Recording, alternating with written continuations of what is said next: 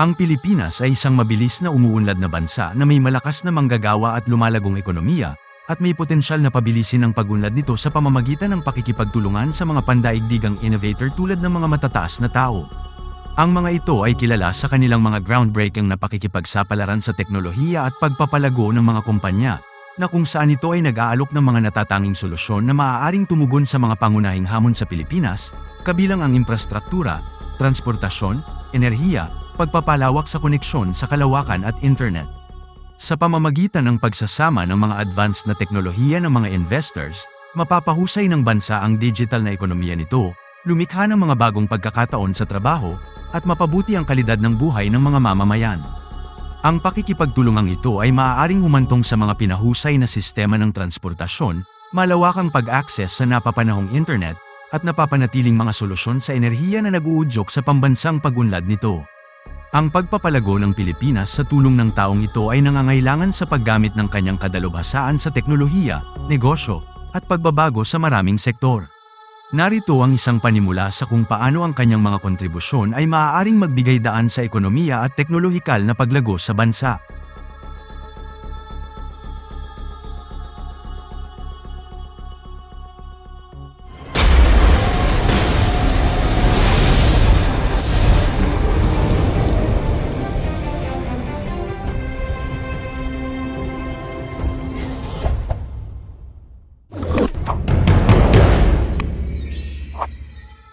Ang Pilipinas sa kabila ng napakalaking reserba ng deuterium ay kulang sa mga kinakailangang kasangkapan na mapagkukunan upang lubos na mapakinabangan ang potensyal na kayamanan nito. Kaya bakit tayo napag-iiwanan ng ibang bansa samantalang mayroon tayong malawak na bansa na may mapagkukunan ng isang potensyal na solusyon sa mga pangangailangan sa enerhiya ng mundo? Ang isang pagkakataon na makabuluhan upang mapabuti ang mga buhay ng mga mamamayan, sa kabila ng mga ito, nangangailangan pa rin ng tulong at isang kasosyo na may pananaw, teknolohiya, at ang mga mapagkukunan upang maisakatuparan ang lahat ng mga ito na mayroong malawak na mapaglalagyan ng kanilang mga sobrang yaman, na kung saan ang Pilipinas ay maaaring gumamit ng kaunting tulong sa paggamit nito. Ang tanong, kanino ba tayo maaaring lumapit? Manatiling nakatutok habang tinutuklasan natin ang potensyal na pakikipagtulungan sa susunod nating eksena. Maaari bang maging susi si Elon Musk sa pag-unlock ng potensyal ng deuterium ng Pilipinas? Isang tanong na nagbubukas ng mundo ng mga posibilidad, na kung saan ang taong ito na nauna sa revolusyonaryong teknolohiya na siyang maaaring susi sa nawawalang bahagi ng palaisipan tungkol sa posibleng mangyari sa kasalukuyan. Isaalang-alang para sa isang sandali, na ang mga kumpanya ng taong ito ay itinutulak ang mga hangganan, na kung ano ang iniisip na posibleng mangyari sa hinaharap. Ang SpaceX ay muling binibigyang kahulugan ang paglalakbay sa kalawakan, habang ang Tesla ay binabago ang ating mga dekuryente gamit pangkalsada. Pareho sa mga venture na ito ay may isang bagay na magkakapareho ang pangangailangan para sa malinis at mahusay na enerhiya, at doon pumapasok ang deuterium. Ang Pilipinas na may hindi pa nagagamit na mga reserbang deuterium ay maaaring maging mainam na kasosyo para sa taong ito, na kung saan ang deuterium na kilala bilang puting ginto ng dagat ay maaaring magbigay ng enerhiya para sa hinaharap na mga misyon ng SpaceX o maging sa mga pabrika ng Giga Tesla sa mundo.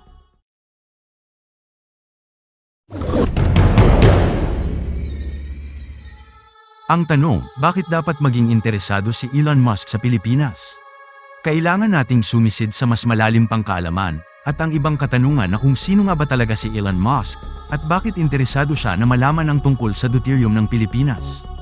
Kaya upang maunawaan ito, kailangan muna nating suriin ang isipan ni Elon Musk, isang taong nag-alay ng kanyang buhay sa pag-iisip at paglikha ng isang napapanatiling hinaharap. Si Elon Musk ang mastermind sa likod ng mga kumpanya tulad ng Tesla at SpaceX dahil hindi lang ito ordinaryong negosyante, siya ay isang visionary at futurist, isang tao na nangangahas na mangarap tungkol sa maaaring maging kapalaran at walang humpay na gumagawa upang gawing katotohanan ang mga pangarap na iyon. Siya ay isang tao na nakikita ang mga hamon bilang mga pagkakataon at hindi natatakot na makipagsapalaran sa uncharted na mga teritoryo sa paghahanap ng mga makabagong solusyon. Ang kanyang pananaw para sa hinaharap, para sa isang mundo kung saan, ang sustainable energy ay hindi lamang isang alternatibo kundi ang pamantayan. Isang mundo kung saan ang ating mga sasakyan ay hindi nagbubuga ng mga nakakapinsalang emisyon sa kapaligiran ngunit tumatakbo sa malinis na renewable energy. Isang mundo kung saan hindi lang tayo nakakulong sa ating lupang ginagalawan, ngunit maaari din nating tuklasin ang malawak at walang hanggan na kalawakan. Iyon ang mundong ginagalawan ni Elon Musk, at ang kanya mga gawa upang lumikha kasama ang Tesla, na kung saan ay binabago niya ang paraan ng pag-iisip natin tungkol sa transportasyon at iba pang pang-enerhiya. Gumagawa siya ng mga dekuryenteng sasakyan hindi lamang viable ngunit kaibig-ibig sa karamihan. Ipinakita nito sa atin na hindi natin kailangang isakripisyo ang pagganap o karangyaan para maging tagapaglingkod sa ating planeta. Gamit ang SpaceX na ginagawa niyang accessible at abot kayang kagamitan sa paggalugad sa kalawakan. Itinutulak niya ang mga hangganan ng kung ano ang posibleng paglulunsad ng mga maaring magamit muli na mga rocket at pangangalap ng kolonisasyon sa Mars. Hindi lang siya nag-iisip tungkol sa susunod na quarter o sa susunod na taon. Iniisip niya rin ang susunod na siglo at sa mga susunod pang milenyo, ganun din niya kung paano natin masisiguro ang kaligtasan at kasaganaan ng mga susunod pang henerasyon.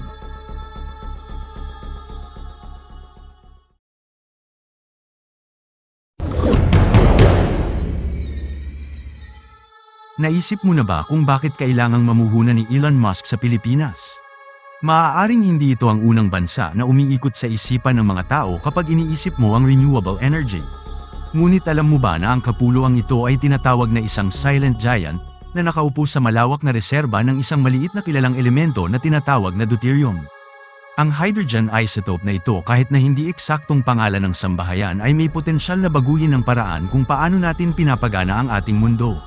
Naghihintay ito na matuklasan na parang nakabaong hiyas, na handang ilabas ang napakalaking potensyal nito, gamit ang tamang teknolohiya at pamumuhunan. Ang Pilipinas ay maaaring mag-transform sa isang beacon ng renewable energy, kung saan binibigyang liwanag ang isang landas patungo sa napapanatiling kinabukasan.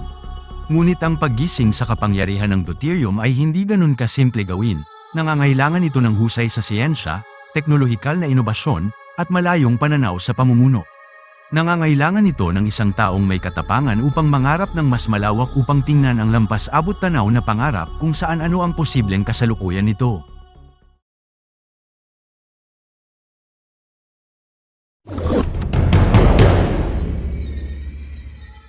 Pero ano ang kinalaman ng lahat ng ito sa deuterium ng Pilipinas? Ang deuterium ay isang anyo ng hydrogen na posibleng magamit bilang malinis na renewable source ng enerhiya. At dahil alam natin na ang sustainable energy ay nasa puso ng vision ng taong ito para sa hinaharap, sa ganoong futurist vision, ay tila lohikal na dapat maging interesado ang taong ito sa mga reserbang deuterium ng Pilipinas. Pero bakit ganon? Manatiling nakatutok sa ating pag-aaral sa mas malalim pang kaalaman tungkol sa mundo ng deuterium at tuklasin ang potensyal nito na hubugin ang ating kinabukasan. Balik tayo sa ating paksa, bakit napaka-espesyal ng deuterium at bakit tinawag itong enerhiya ng kinabukasan? Para masagot yun, kailangan nating sumabak sa mundo ng mga subatomic particle. Ang deuterium na kilala rin bilang heavy hydrogen, na kung saan ang isang matatag na isotope ng hydrogen na may nucleus na naglalaman ng isang proton at isang neutron. Ang sobrang neutron na ito ay nagbibigay sa deuterium ng mga natatanging katangian na ginagawa itong potensyal na game changer sa sektor ng enerhiya.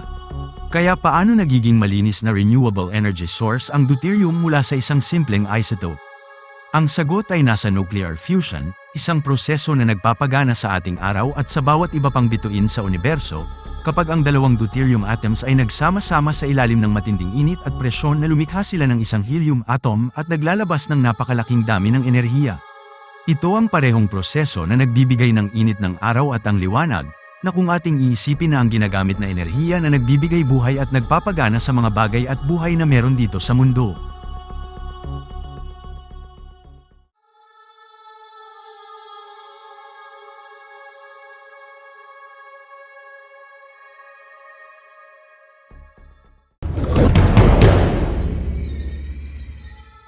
Ngayon ay maaaring nagtataka ka kung ang proseso bang ito ay napakahusay.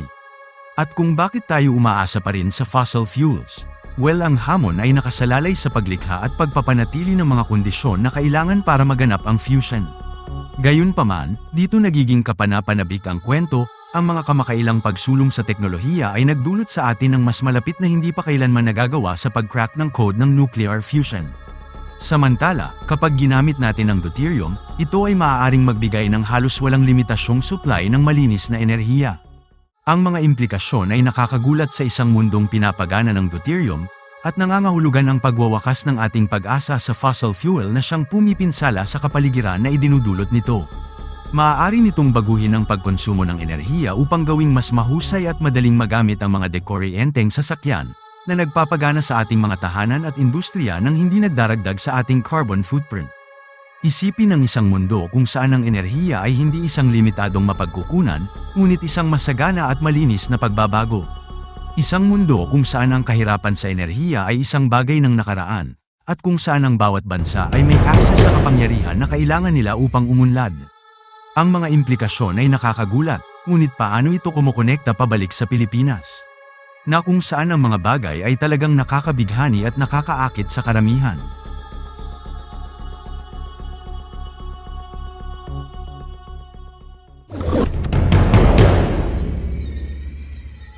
Alam mo bang ang Pilipinas ay nasa isa sa pinakamalaking reserbang deuterium sa mundo? Oo, tama ang narinig mo. Itong bansang arkipelago na ito ay matatagpuan sa gitna ng Southeast Asia, kung saan ito ay tinatawag na isang sleeping giant sa mundo ng paggawa ng enerhiya. Sumisid tayo ng kaunti sa bahagi ng kwento. Ang tanong, ano nga ba ang deuterium? Sa madaling salita, ito ay heavy hydrogen na kung saan ito ay isang mahalagang bahagi para sa nuclear fusion na ang proseso na nagpapagana sa ating araw at iba pang mga bituin. Ngayon isipin natin na kung maaari nating gamitin ang parehong enerhiya dito sa ibabaw ng mundo, well na kung ating titingnan nito ay isang game changer, hindi ba? Ngayon pabalik tayo sa Pilipinas. Ang malawak na reserbang deuterium ng bansa ay nakatago sa malalim na bahagi ng katubigan ng Pilipinas.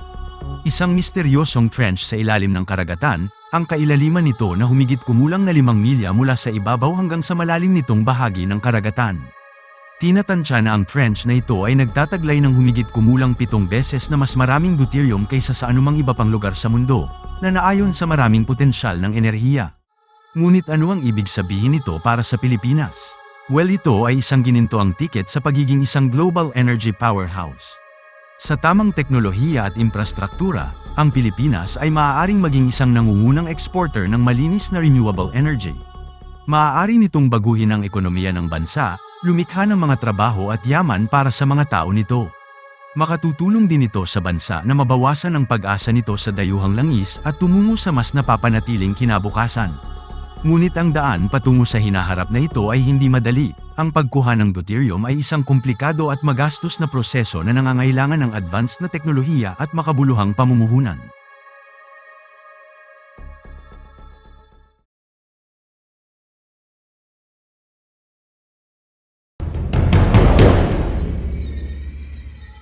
Ang Pilipinas ay maaaring maging pangunahing manlalaro sa pandaigdigang energy market na nagbibigay ng malinis na mapagkukunan ng enerhiya para sa mosques, enterprises and beyond. Ngunit ang partnership na ito ay maaaring magdala ng higit pa sa enerhiya, na maaari itong maging isang katalista para sa pagbabago sa Pilipinas.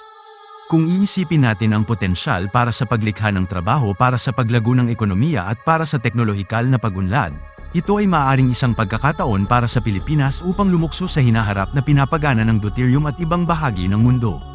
Kung ang taong ito at ang Pilipinas ay matagumpay na magagamit ang kapangyarihan ng deuterium, maaari silang magtakda at pamarisan ng ibang mga bansa na maaaring makita ang isang pandaigdigang pagbabago, patungo sa nababagong enerhiya na binabawasan ang mga pag-asa sa fossil fuels at pagtulong upang labanan ang pagbabago ng klima. Ang potensyal na partnership na ito ay maaaring maging game changer para sa isang panalo kay MOSC, panalo ng Pilipinas at panalo para sa buong mundo. Ngunit lahat ng ito ay nakasalalay sa pananaw ng isang tao at sa potensyal ng isang bansa. Na kung ating iisipin ang isang kinabukasan kung saan ang malinis na renewable energy ay di pangkaraniwan sa lahat, na kung saan lubos na nagpapasalamat na nabuo sa isang partnership na pinasimulan ng pananaw ng isang tao at ng potensyal ng isang bansa. Ang katanungan, maaari bang maabot natin ang hinaharap na ito? Ang panahon lang ang makapagsasabi, kaya maaaring si Elon Musk at ng deuterium ang tugma na nagbibigay liwanag sa daan, patungo sa isang napapanatiling kinabukasan. Napagmasdan din natin ang malawak na potensyal ng deuterium na isang mapagkukunan ng enerhiya, na sagana sa deep trenches ng Philippine Seas.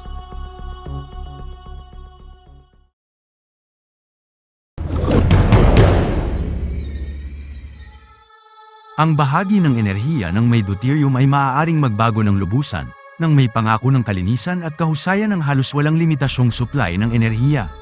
Nalaman natin ang mga pananaw ni Elon Musk, isang taong kilala sa pagbabago ng mga industriya at paggawa ng imposible. Isipin natin ang posibleng tugon ng synergy sa inobasyon ng taong ito, sa hindi pa paggamit na potensyal ng deuterium. Ito na kaya ang bukang liwayway ng bagong panahon kung saan ang mga bansang tulad ng Pilipinas ay naging global energy leaders. Makakatulong ba sa atin ang pagtulong ni Musk at ng Pilipinas sa isang hinaharap kung saan ang krisis sa enerhiya ay isang lamang bagay sa mga nakaraan at nakalipas? Ang mga sagot sa mga tanong na ito ay maaaring nasa ating isipan, kung paano hubugin ang ating pangunawa sa mga pananaw at sa mga paraan na hindi pa nating lubos na naiintindihan.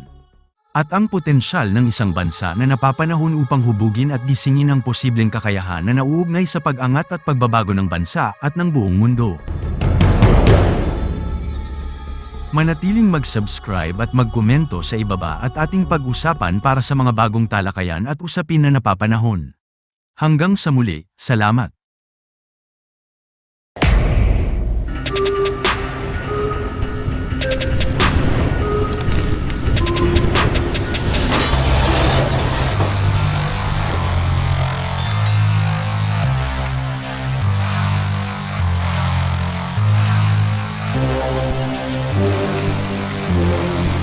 Yeah.